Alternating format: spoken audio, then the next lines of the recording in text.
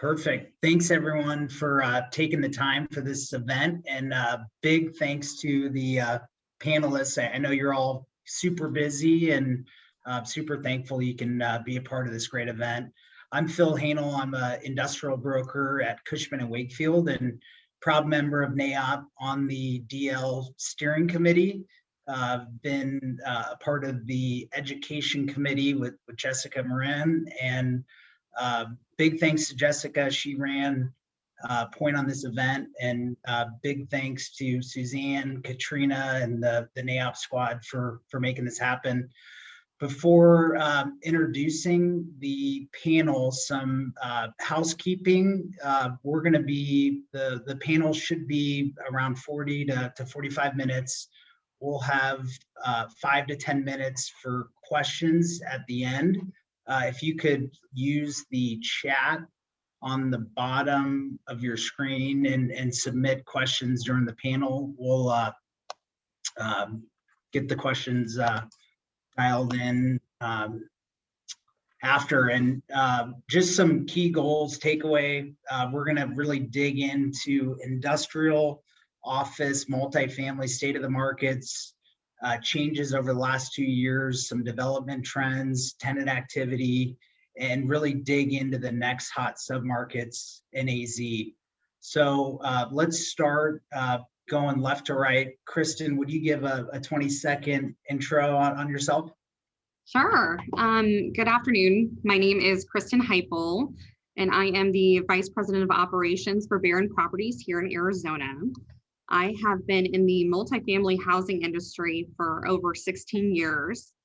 And Barron is a national real estate firm that focuses on investments and development and management of multifamily, as well as industrial and self-storage properties.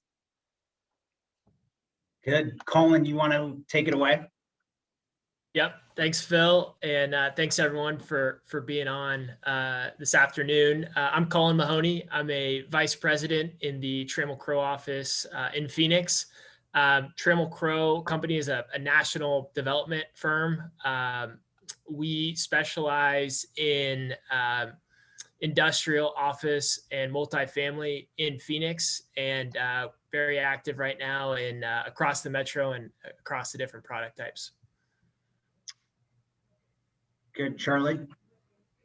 Great. Guess that leaves just me. My name is Charlie Von Ehrenschuld. I am in the office division at CRE.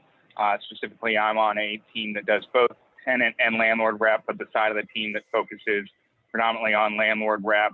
And we kind of specialize in either Class A product or new development. We've worked with Cohen a bunch and his team at Trammell Crow on some of the new development stuff. Happy to be involved as well. I'm 7 years in the business. I think I've been part of the developing leader program for all 7 and have great things to say.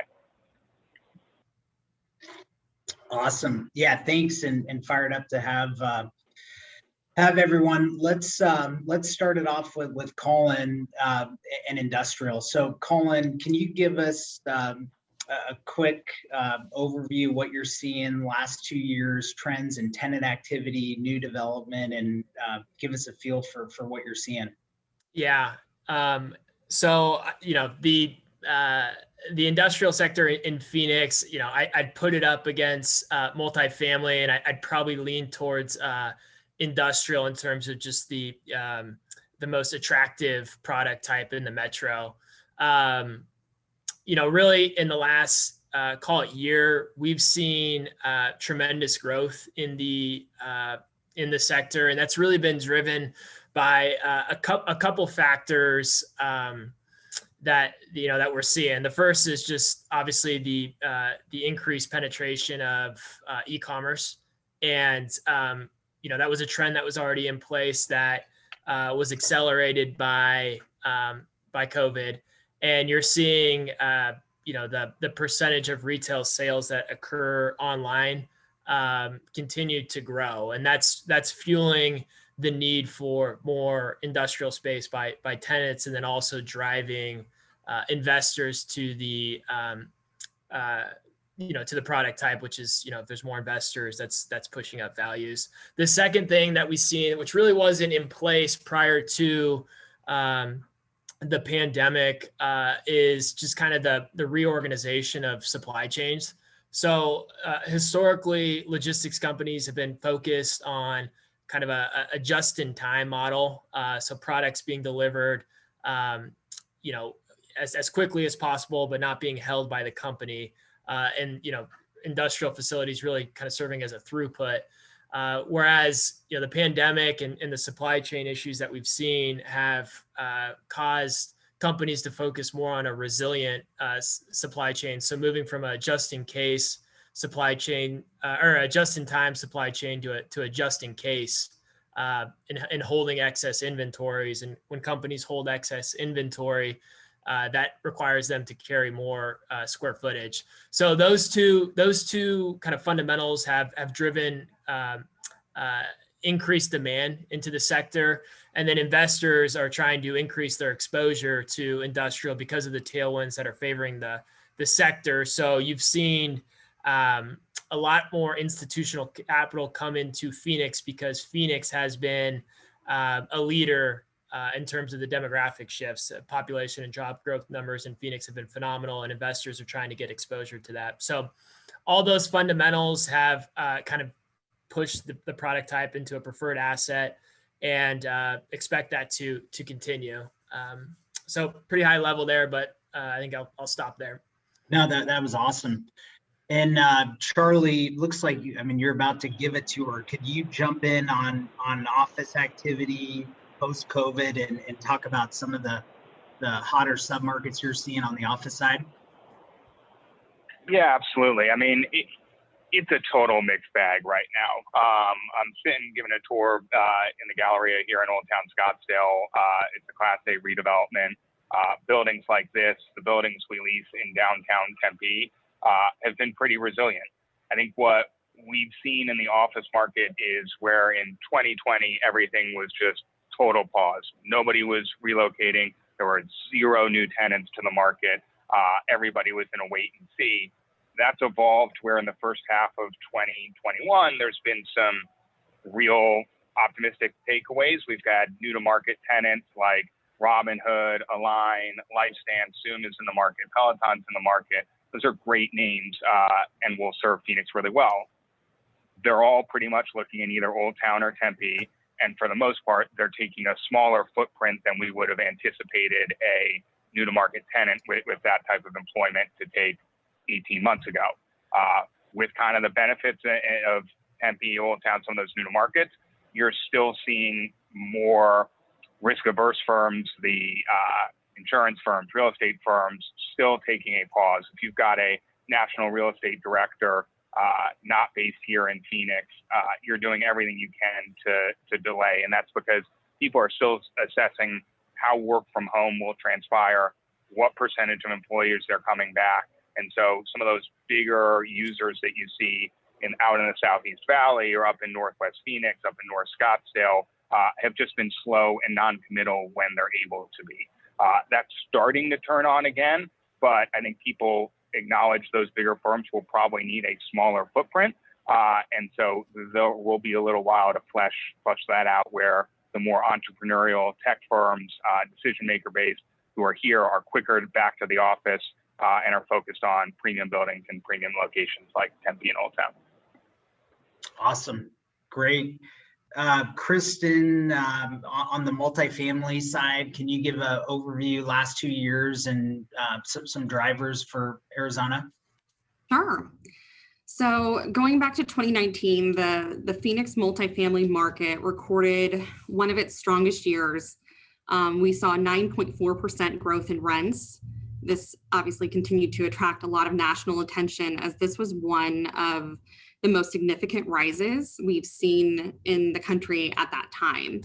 And then obviously headed into 2020, COVID hit, and despite significant job loss, business closures, and a 16-month eviction moratorium that was placed on multifamily, the Phoenix multifamily market held up better than most others did during 2020, and we still saw a 5.4% growth in rents. Wow. Nearly 11,000 units were delivered in 2020, and approximately 22,000 units are currently under construction now.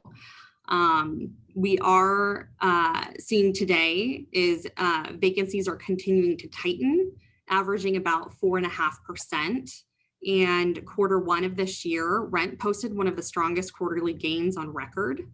And it's going to continue. We do see a little bit of softening as we start to get to the end of 2020, as the development pipeline starts to open up, and we have a little bit of absorption there. But in regards to multifamily purchase pricing, today Phoenix median purchase price has climbed to $198,000 per door. And this is up 32% from the median purchase price of $150,000 per door in 2019. And it continues to climb with just so much focus in the Phoenix market. What we're seeing in the housing market is playing out in the multifamily cells, with bidding wars and significant hard money down, waiving rights for due diligence, and extremely quick closes. If you can acquire or currently have multifamily assets in Phoenix right now, you're in really one of the best markets in the nation. Awesome. That's Yeah. great. Colin, back to industrial. Can you give a overview, Southwest Phoenix, what you're doing, Cowden, Tolleson 107, and then maybe touch on some of your successful Southeast Valley industrial projects? Yeah, so we're unique in that we have development occurring across the metro right now. So we're seeing activity in Southwest Phoenix and the Southeast Valley, North Phoenix, and it's really, every submarket right now is experiencing pretty good demand. Now, some are better than others, but I'd say across the board, we're seeing good activity across the entire market. And I would say kind of at the beginning of the pandemic, we really didn't see much activity from, call it the 50,000 square foot tenant or below, which tends to be more of a local company. That segment of the market has come back. So, which is a healthy thing, because we're seeing activity not only metro wide, but we're seeing it across size ranges from tenants, which is a really good diverse demand pool. Right now, we're under construction on 2 projects in the Southwest Valley and Tolleson. Both are about 300,000 square feet, cross-dock facilities, and Tolleson, the kind of the micro location of 107th Avenue is one that we like. We've done about 1 million feet there in the last couple of years. And we like it because we think it avails ourselves to 2 distinct tenant pools. The first is just regionally focused groups, so groups that are kind of focused on serving the greater Southwest portion of the country, that are more attracted to proximity to the I-10 freeway, the loop system, the 303, and being able to service, Vegas, Salt Lake, in addition to Southern California. The second is just tenants that are more focused on serving the 5 million people that live in Metro Phoenix, and more focused on proximity to the 202 and ability to get to the airport and the Southeast Valley, but maybe want to locate in the Southwest Valley just because of the cost-effective nature of that submarket. So really excited to have those projects going. It's just to touch a little bit on the Southeast Valley. I think that might be the hottest, micro location in maybe the country right now, which is in terms of the leasing velocity that's happening out there. Before a year and a half ago, institutional capital wasn't really active in the Southeast Valley, and now there is an abundance of liquidity and institutional capital trying to get exposure to the Southeast Valley. So demand's been really strong. I think the concern that is on top of every developer's mind right now is just the execution. There's heightened risk in terms of execution of projects right now, just because of the increases we're seeing in construction and the the procurement of materials is really, it's a very real concern. Yeah, and perfect segue. Can you touch on maybe industrial and office on the threats to the market?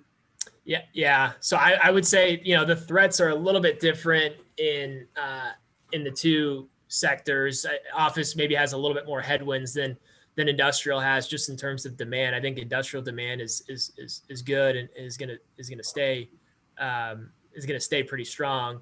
But we're seeing costs. If you can even get a number right now, which sounds funny to say, but like you can't even lock pricing in. Subcontractors, contractors can't hold pricing for more than a day in some key trades. And a construction timeline for a 300,000 square foot facility, cross-dock facility, used to be 8 months. Maybe you could get it done in 7 for site and shell. A year ago, that's out of the question now, and we're seeing timelines push to 10, 12 months, and that's really being driven by some of the key suppliers, with steel joists being a key one. If steel joists are out 10 months, 12 months from today, you can't build your project. So we're seeing some creative things happen where we're kind of reorienting the logistics of the construction timeline, and maybe we're doing some other trades first and not at a standstill until the joists deliver. But that is, the construction costs we're seeing increase in 20-30% from a year ago. It's compressing yields, and at some point the tenant is going to say that the rents, you can't just keep raising the rent. Right. Willingness to pay is going to be an issue. And Charlie, you mentioned Peloton and some of those tenants in the market. Are you seeing a flurry of California companies looking in the office world like we're seeing on the industrial side? Yeah, we are. I mean, if you look at some of the relocations here of late, Peloton and Robinhood are examples of further growth out of other markets, whether that's California. Peloton has a sales force in New York, expanded to Texas. That went well. We'd like to be a similar market to the outskirts of Dallas, continue that here. And then we've seen some headquarters relocations too. Align, who makes Invisalign, pretty big company, $25 billion market cap, moved from Northern California. LifeStance, healthcare company, moved their headquarters from Washington. And so, look, there are some threats to the broader office market that Phoenix shares with every market, but I think we're all pretty happy to be sitting here compared to Northern California, Seattle, New York right now. I think they'll see more headwinds in some of the financial and political side of things, some of the density side of things that Arizona doesn't have to face. Awesome. And Kristen, on the multifamily side, where are you seeing development headed? Where are you seeing the next hot submarket on the multifamily side? Yeah, so during the pandemic, we saw a huge shift and experienced a bit of what a lot of analysts like to refer to as the urban exodus, where renters migrating from the expensive and the higher density areas to the suburbs, and investors followed suit. Today we continue to see most of the interest in the suburbs, East Valley, West Valley, but our urban dense markets have recovered, with restaurants and businesses coming back in and booming, and really heavy migration. The majority of the traffic that we see actually in our downtown submarket comes from, I would say at least 50%, maybe 60% comes from, Northern California, Seattle, the Midwest, some of the major cities in the East Coast. But today, we are seeing significant investor interest all over the valley. The market is extremely competitive in multifamily right now. I personally receive a call or email at least once a day from investors presenting me with unsolicited offers with extremely aggressive measures of, waiving their rights to due diligence and $1 million non-refundable.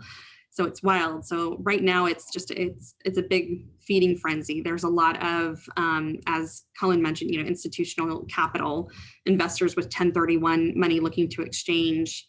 Right now the biggest demand is really seen in any value add with repositioning opportunities where investors can still find solid returns. But the majority of these assets are predominantly in the East and West Valley. Got it. Great. And Colin, I know you talked on Southeast Valley, your Gilbert and some of the projects out there, but where are you, other than Southwest Phoenix, where are you seeing the next run from a tenant standpoint on the industrial side? Yeah, I think it's similar to Kristen, the multifamily. Like there's not a location anymore that's like a sleeper location that's going to be the next place to pop. I mean, development is West Valley, Southeast Valley, Scottsdale, North Phoenix. I mean, there's development literally occurring everywhere. So I think, the obvious answer would be, growth is going to continue to occur west on the I-10 and the proximity to Southern California. And I think, the Southeast Valley, you'll see the 24 get built out and further development kind of occurring there. And then, heading south down to Pecos, there's obviously some barriers to growth as you get into North Phoenix and all the state land. And there are some barriers to growth that might occur up there. But I think you're going to see growth continue west and southeast. But I think the opportunity for maybe outsized returns is kind of going to be in redevelopment plays. Yeah. And those have been they're really tough to execute on, but think about kind of underdeveloped properties, that you're buying you're buying the building, but it's really a covered land play, or kind of adaptive reuses of, maybe some flexi or some office space that has good bones that can be converted to industrial. I think we're seeing, consumers really, or industrial tenants that have a consumer focus. They really want to be closer to their customer and being able to deliver as quickly as possible to their customer. And they're gonna pay more to be in these infill locations, and they're gonna look over maybe some of the functionality issues. So maybe you don't have 190 feet of maneuverability on a truck court with storage, but you can operate your box van in something much tighter than that, and they'll prefer that functionality, in order to be in an infill location. So that's, I think that's an awesome opportunity. I think they're really hard to execute, but I think that's how you get kind of outsized returns. But other than that, growth is just going to continue to move where the land is. And to echo that on the office side, I think you'll start to see, Cullen mentioned some conversions and some flex product.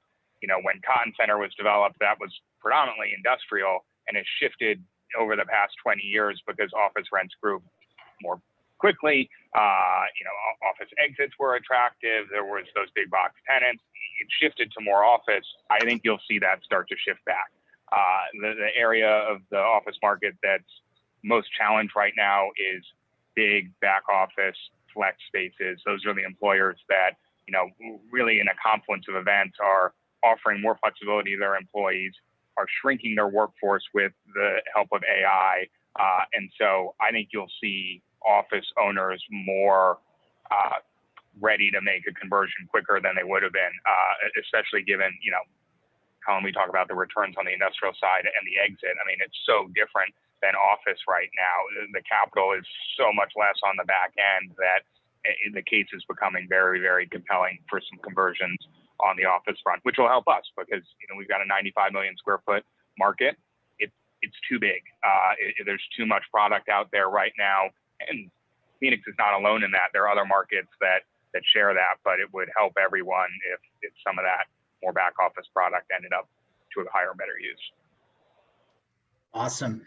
And Colin, on the, being one of the most active developers in town, are you guys seeing any design changes on big box industrial projects you're doing, clear height, trailer parking? Could you touch on what you're seeing? Yeah, I think the biggest thing on kind of the big box stuff that we're seeing is for the e-commerce groups, they're just heavy employee parking. I think the best way to think about that change, if you're maybe not in the industrial sector and you're listening in, is historically the industrial model has kind of been one where it's manufactured in one location and then it's shipped to a logistic facility on a pallet. And then that pallet is then shipped to, the retailer, the Best Buy or whoever. And from there, it's unpacked by the retailer. And the model has changed where now it's being manufactured, it's being sent to the logistics facility that's in Southwest Phoenix. And then it's being held there and being sent directly to the consumer from that facility. So that requires a couple extra steps within the facility. The first is they got to go locate the item that the consumer bought within the facility. And the second is they have to, it's called pick it. They have to go get it. And then they have to take that item and then package it and then send it out to the consumer. So there's a lot more, it's kind of counterintuitive because you think about automation, but there's actually a lot more employees and labor that's required in these facilities. So we've just seen, the auto parking requirements be a key differentiator in our buildings, and we're going to continue to heavily park our buildings with auto parking. So I think that'd be the biggest thing that we're focused on. Obviously, you've seen clear heights grow from 32 feet 5 years ago being a market standard to depending on the size of the building, 36 to 40 foot clear. But I'd say that employee car park is a big one. Awesome. And Kristen, I know Charlie and Colin talked about threats. Could you give some threats to your side? Sure. I also wanted to mention too some of the new development that I'm seeing. There's a couple trends I did want to mention that are just huge and something to really pay attention to of what's going on in multifamily. As I mentioned previously, there's 22,000 units currently under construction, which is the most we've seen in probably ever. But we are seeing a hot trend, and I don't even want to call it a trend because I think it's going to be here to stay. And that is the single family build to rent communities. There's just under 5,600 units that are built to rent currently in the Valley, and 2,400 currently under development, and approximately 6,800 units planned. Wow. So this is something really to focus in on and pay attention to. The style of rental community, it delivers a hybrid rental option that not only combines the privacy and space of a single family home, but gives the flexibility, the maintenance-free living, and the amenities of rental housing. It's continued to gain popularity now more than ever with, demographic, the shift of, working from home, needing more space, wanting backyards. We're seeing a lot of tenants not wanting to, live in the mid-rise communities, dealing with the hallways and on top of their neighbors, going up elevators. And then also the fact of rising home prices and just, in general, the availability is a huge challenge. And this product type predominantly, again, is in the suburbs, West Valley, North Phoenix, Deer Valley, and the East Valley markets.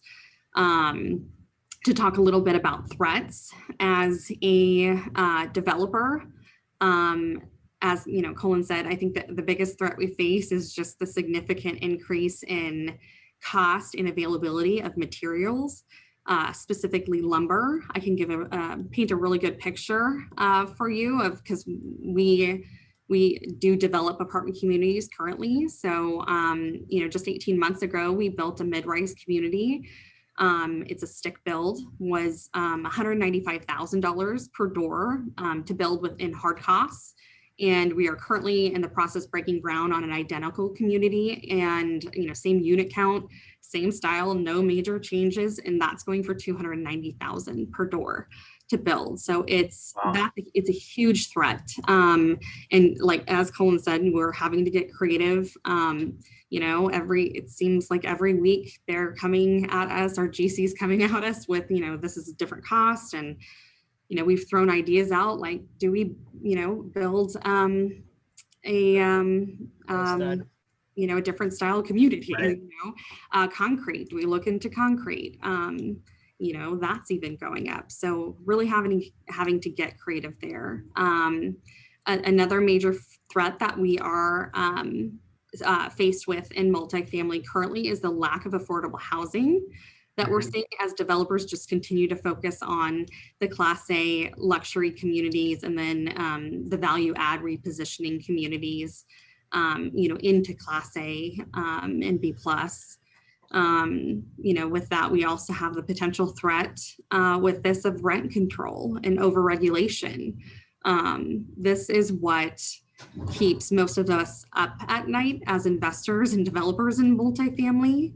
Arizona's traditionally had supportive legislation and fair rental laws.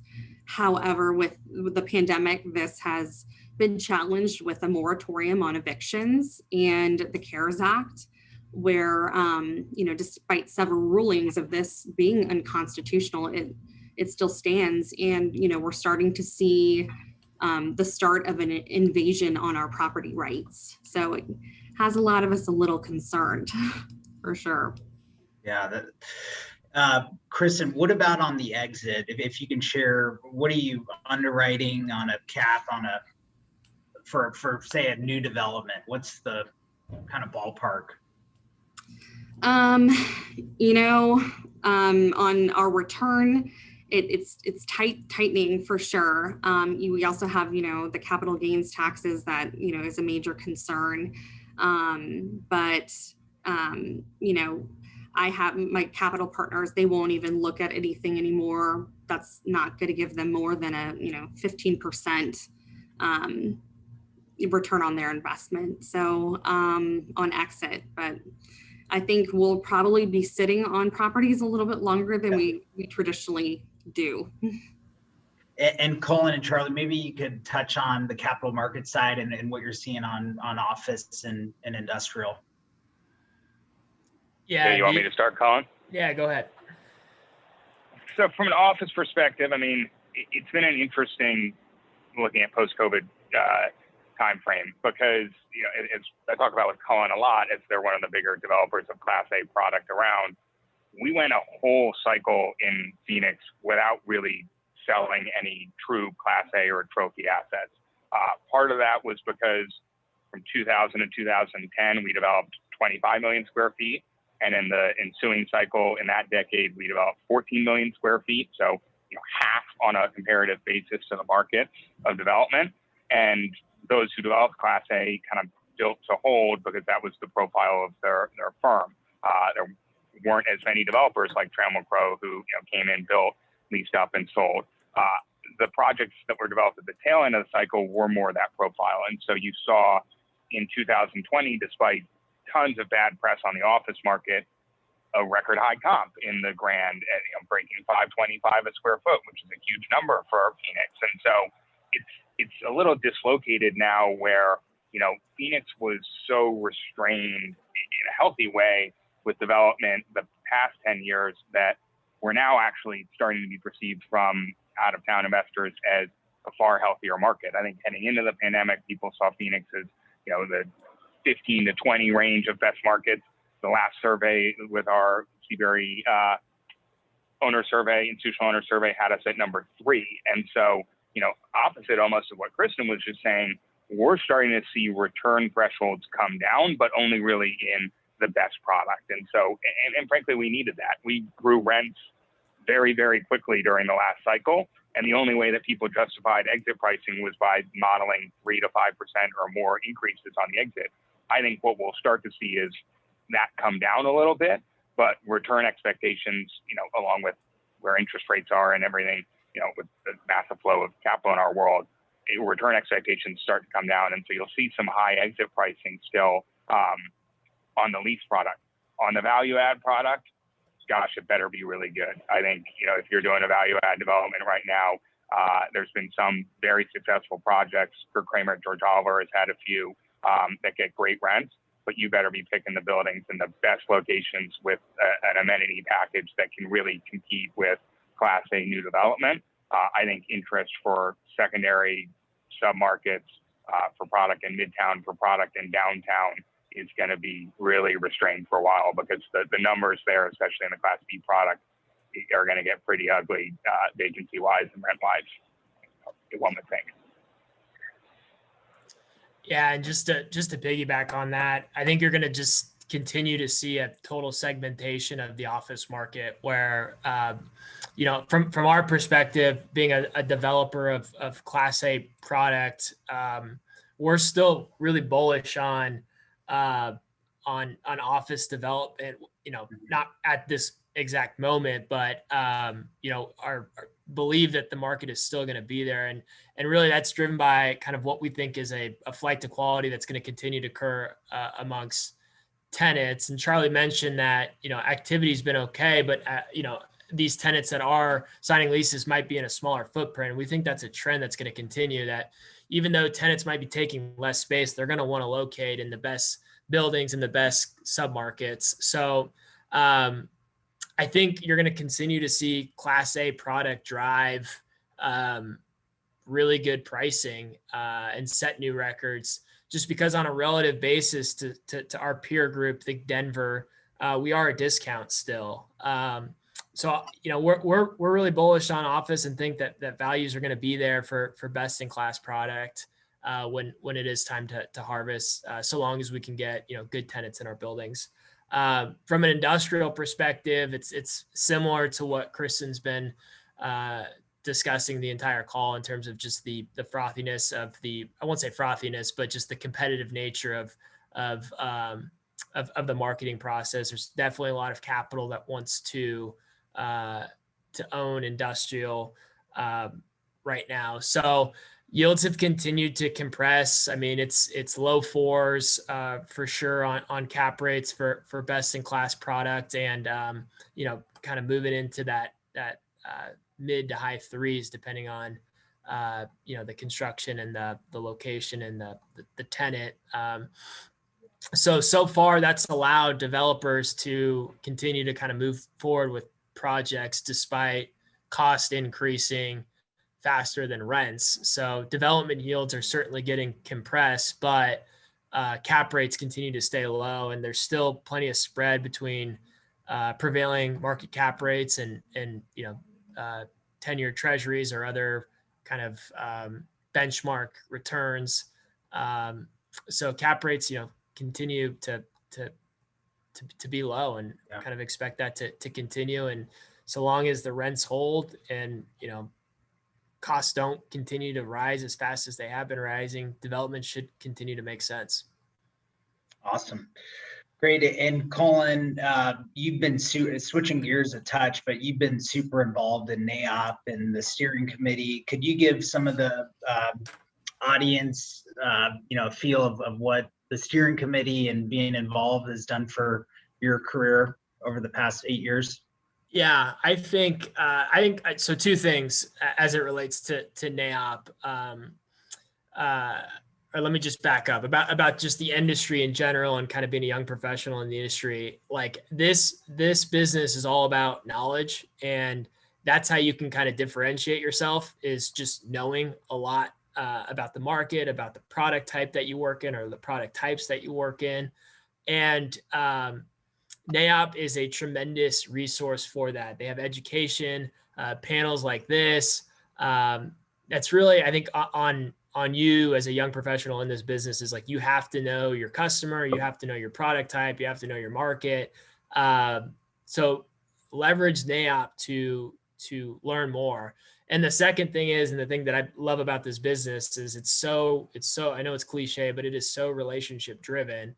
And to the extent you can build strong relationships with your peers, with others, with mentors in the business, your career is the trajectory is going to be better, and it's also just going to be a more fulfilling job because you're enjoying the people that you're working with. Some of my best friends have been relationships that I've found, since being in the business. So NAIOP is an outstanding opportunity, or I guess catalyst to meet new people and to really network. So I think, my I shouldn't say my advice, but what I can say from my experience that I've gotten the most out of NAIOP in building relationships and then leveraging the education opportunities.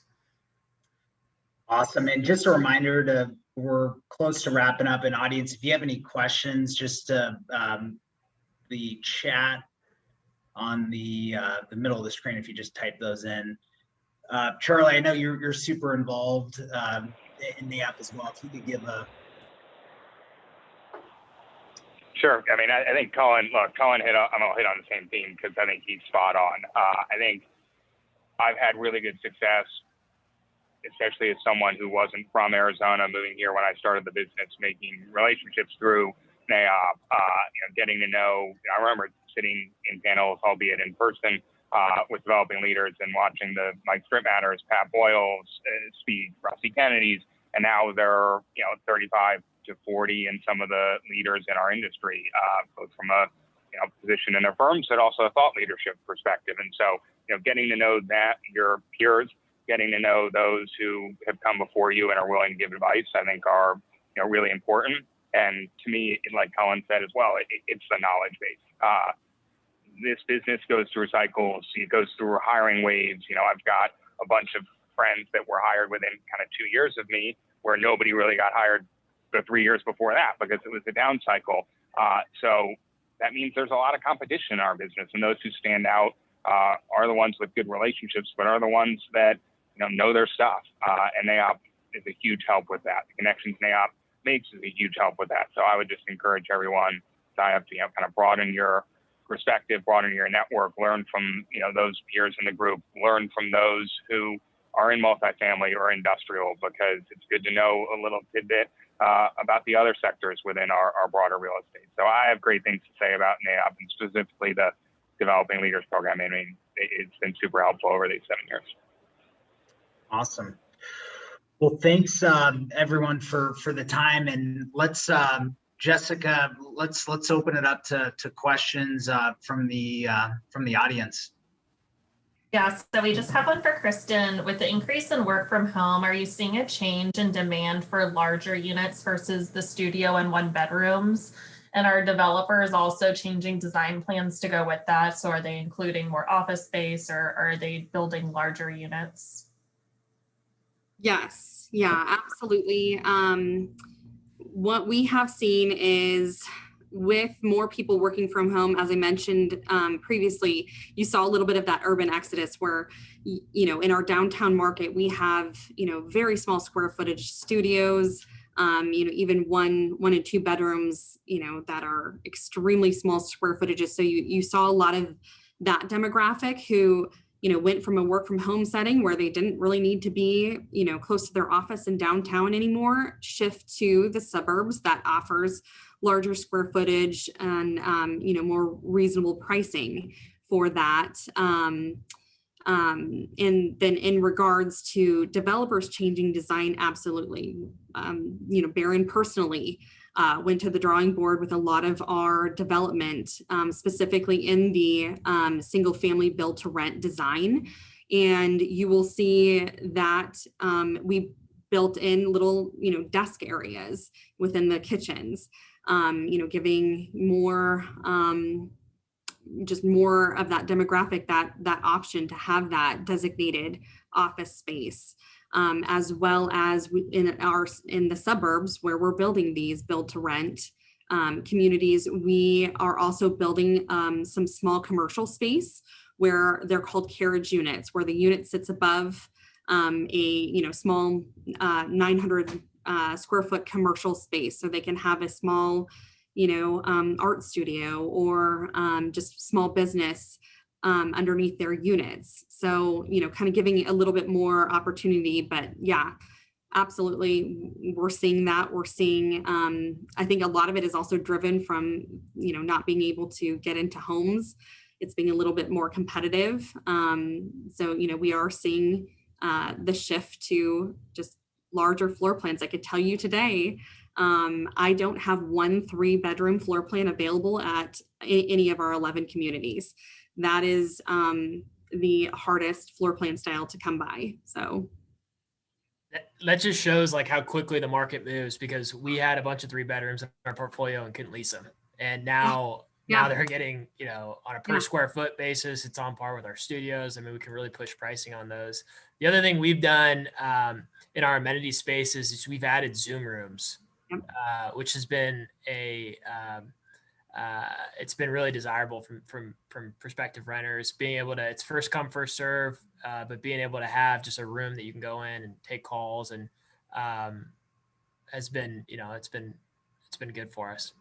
Yeah, definitely giving that third space, because, people have been inside their homes for a very long time. They don't always want to just be in their home. So yes, I agree. Giving those amenity spaces so they can get out and have that third space to go to. Awesome. Great question.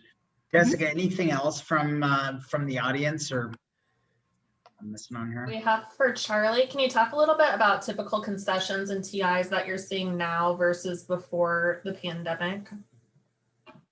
Yeah, I mean, in short, they're higher across the board. From a TI perspective, they're higher because they need to be. There's obviously an element there of, a greater allowance is a bigger concession, but, looking at apples to apples, where we were just 6 months ago, pricing for, a good quality spec suite, big scale, 20,000 feet that we had down in downtown Tempe was about $54, $55 a square foot, including soft costs. Same space now would be $70. So you've seen, a 30% almost increase in pricing in 6 months. Tenants are going to need higher TI allowances. The question will be, will landlords get higher rent to offset that? Or will it be truly, an additional concession? I would contest in the Class A buildings, Watermark being a great example. They got higher rents post-COVID. They gave a little bit more TI per year on those deals, but they got the rents for it.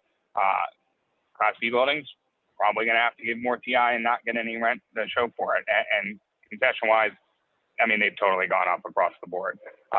Some of the landlords who are based here, more in tune maybe with the market, maybe long-term holders, have been the first ones to lower rates a little bit. Predominantly, people are holding firm on their face rates, but when you get into the actual effective rent, deals are 10 to 15% lower right now on average. And that's a broad statement, but 10 to 15% on average. And that's mostly free rent or other concessions that are driving that rate lower. And that could continue. And one office side, there was a lot of talk about like companies adopting a hub and spoke model for their offices. Are there any tenants considering that strategy in Phoenix? And do you think we're going to see more suburban office outside of the typical Chandler, Gilbert, Tempe, Scottsdale area? Yeah, I mean, that's an interesting one. I don't think we know the answer to that yet. I was pretty on board with that philosophy kind of late last year, if you will. I think that there's been so much growth in a Tempe, for example, and for the record, I consider Tempe kind of our downtown. That is the geographical center of our city. It's where we've seen the most development. And I think a lot of that has been geared to try to recruit from where multifamily and housing has grown, which is out in the Southeast Valley. I do think there will be firms that have an office in Tempe that in order to recruit people also have an office maybe in downtown Gilbert. Maybe a group that's in Tempe has an office up in North Scottsdale. I think that will happen. We haven't seen many people, kind of jump to that. But from the suburban, aspect of that question, the group I'm waiting for now, I toured a moment ago in Tempe, and they're new to market. They're from New York. We're all suburban to them. And so whether it's Chandler or Tempe or even Old Town Scottsdale, we think Old Town and Tempe are pretty urban because they are dense for us, but it's nothing compared to these other cities. And so I think that's a strong suit for our market, that people don't think we're really urban, even in our most dense locations. And it's urban locations that have, shown some warning signs in other markets. And so, if you're relocating jobs here from Seattle, I think you're still looking at a Tempe as a better alternative to the experience in Seattle, and don't need to necessarily push it as far to, two-story product in Chandler. But I do think that'll be successful too. All right, Phil, I think that's all the questions that are in the chat box for the group. Awesome. Well, thank you to the panel. Great job. And Charlotte, we got to get you back on your tour. So They're few and far between these days. yeah. And NAOP team, Katrina, Suzanne, super thankful for all your help, and Jessica, great job QBing this event. And thanks again. Absolutely. Thank you. All right. See ya. Bye. Thanks, Phil. Thanks. Thanks.